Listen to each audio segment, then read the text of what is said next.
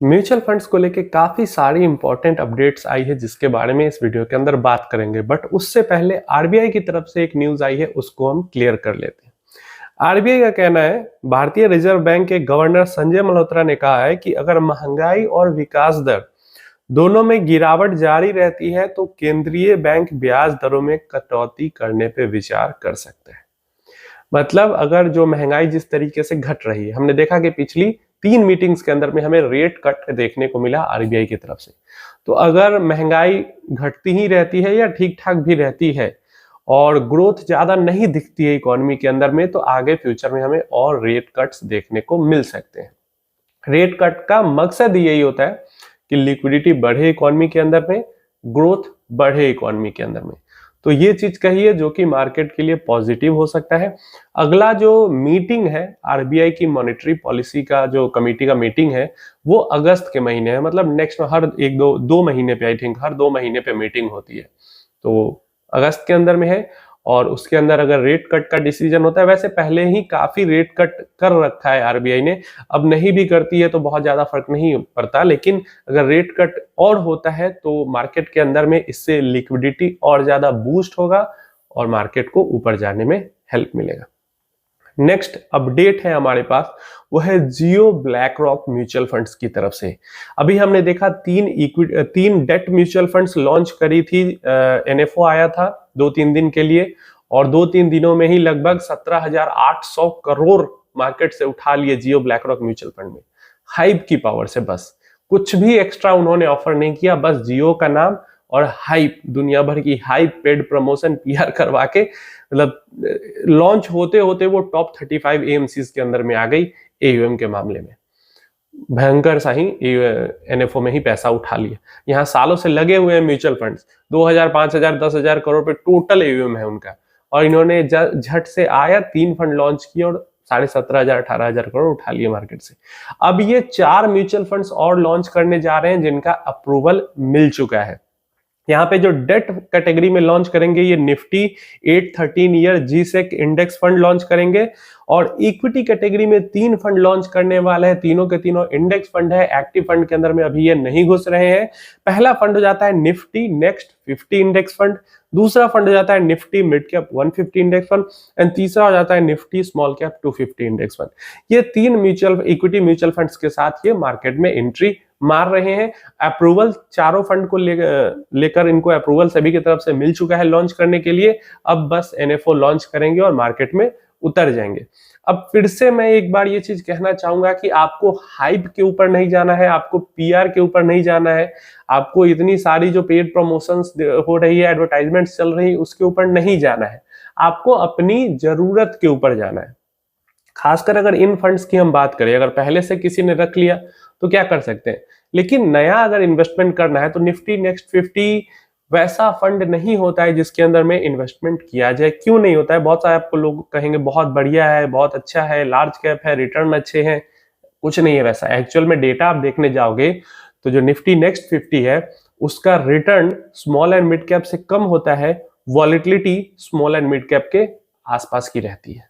मतलब Nifty next 50 ऐसा index है जो कि बहुत ज्यादा वॉलेटाइल होता है, और जो वॉलेटिलिटी है उसके अगेंस्ट में जो रिटर्न, मतलब रिस्क रिवॉर्ड रेशियो की जो हम बात करते हैं, वो निफ्टी नेक्स्ट 50 का उतना अच्छा नहीं होता है। और मैंने आज तक किसी को ये बात बोलते हुए नहीं सुनी। पता नहीं, लोगों को दिखता नहीं है, बस ऊपर ऊपर से देख के बोल देते हैं या क्या करते हैं। एक्चुअल डेटा आप चार्ट पे देखोगे तो यही चीज आपको देखने को मिलेगी। मैंने कई बार इस बारे में वीडियो में बात की है कि निफ्टी नेक्स्ट 50 इंडेक्स के अंदर बहुत ज्यादा वॉलेटिलिटी है, और जिस तरीके की वॉलेटिलिटी है उस तरीके का रिटर्न नहीं मिल पाता है।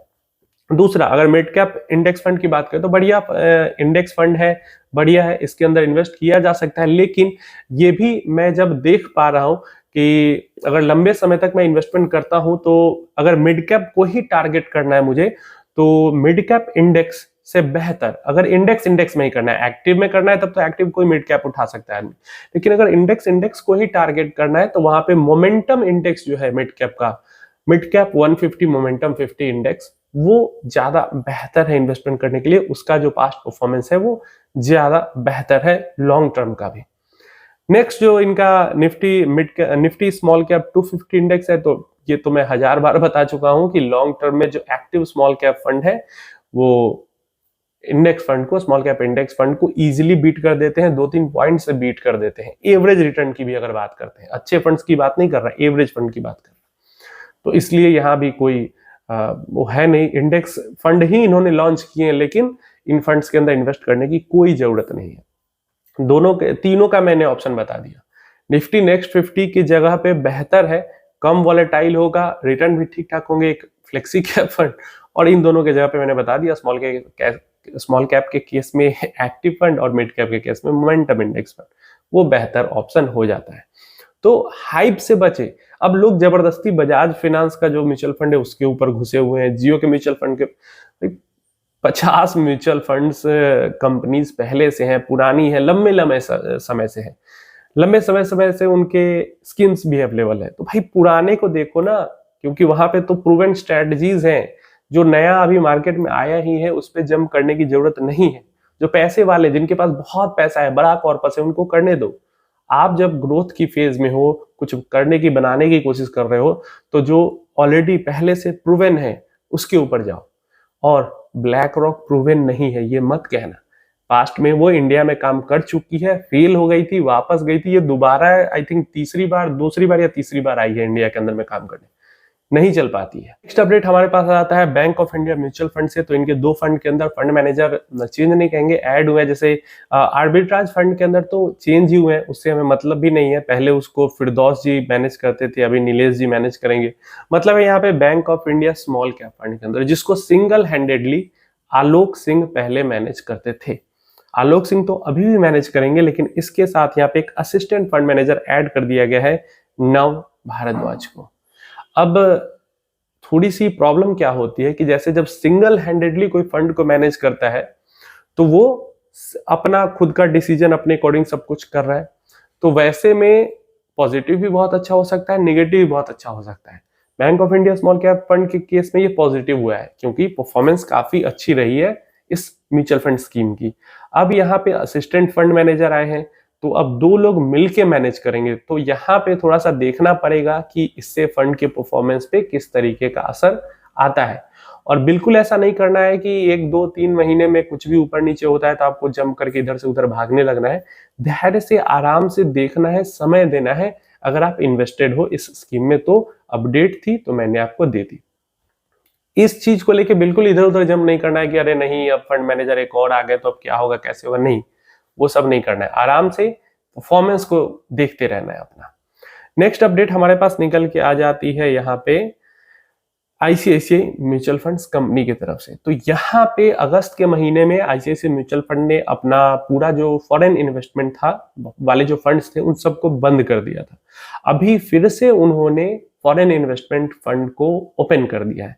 यहाँ पे 3 फंड्स हो जाते हैं। जैसे आईसीआईसीआई का जो popular US blue chip equity fund है उसके अंदर इन्वेस्टमेंट को चालू कर दिया गया, सब कुछ एसआईपी, एसटीपी, लमसम सब चालू कर दिया गया है।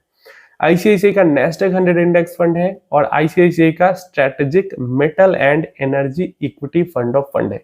ये तीनों फंड्स है जहां पे आप इन्वेस्ट करते हो तो आपका पैसा फॉरेन में इन्वेस्ट होता है, बाहर के देशों में इन्वेस्ट होता है।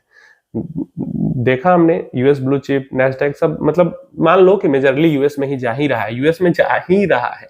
तो ये अपडेट थी। और फॉरेन फंड्स के अंदर दिक्कत आपको भी पता है, मैंने कई बार बताया भी हुआ है आपको कि 2022 के बाद से शुरू हो गई थी, जब से लिमिट रीच हुआ था। बार बार फंड्स ऑन ऑफ करते रहते हैं और यही एक बड़ा रीजन है कि मैं इन्वेस्ट नहीं करता हूं बाहर के फंड्स में, क्योंकि आज शुरू रहेगा, अगले महीने में इन्वेस्टमेंट बंद हो जाएगी, फिर 2 महीने बाद खुलेगी, फिर 2 महीने बाद बंद हो जाएगी। तो जब तक आरबीआई लिमिट इंक्रीज नहीं कर लेता या फिर इसको लेकर कोई स्ट्रिक्ट रूल नहीं बना देता कि हाँ पैसा कैसे इन्वेस्ट करना है, क्या करना है, कैसे करना है, तब तक बिना कारण का भाई अब 1 महीना इन्वेस्ट करूँ फिर अगले महीने वो बंद हो जाए, फिर अगले महीने इन्वेस्ट करूँ फिर अगले महीने बंद हो जाए, तो ये अच्छी चीज नहीं है। तो ये चीजें हैं। तो अभी अगर आप लोग इन्वेस्टेड हो या इंतजार कर रहे थे वापस खुलने का, तो डेफिनेटली नेस्डैक 100 फंड एक अच्छा फंड है जिसके अंदर इन्वेस्टमेंट किया जा सकता है। अच्छे रिटर्न्स पास्ट में भी बना के इसने दिए हैं और फ्यूचर प्रोबेबिलिटी भी है, क्योंकि जितनी बड़ी कंपनी है सब तो वहीं से है। तो नेस्डैक 100 के अंदर में लिस्टेड है, मतलब वहीं से कहने का मतलब, तो इसलिए डेफिनेटली वो अच्छा फंड है। और अगर हो इन्वेस्टेड या इंतजार कर रहे थे तो आपके लिए गुड न्यूज है ये। तो ये सारी अपडेट्स थी। आपकी क्या राय इन सब चीजों के बारे में नीचे कमेंट बॉक्स में जरूर बताना।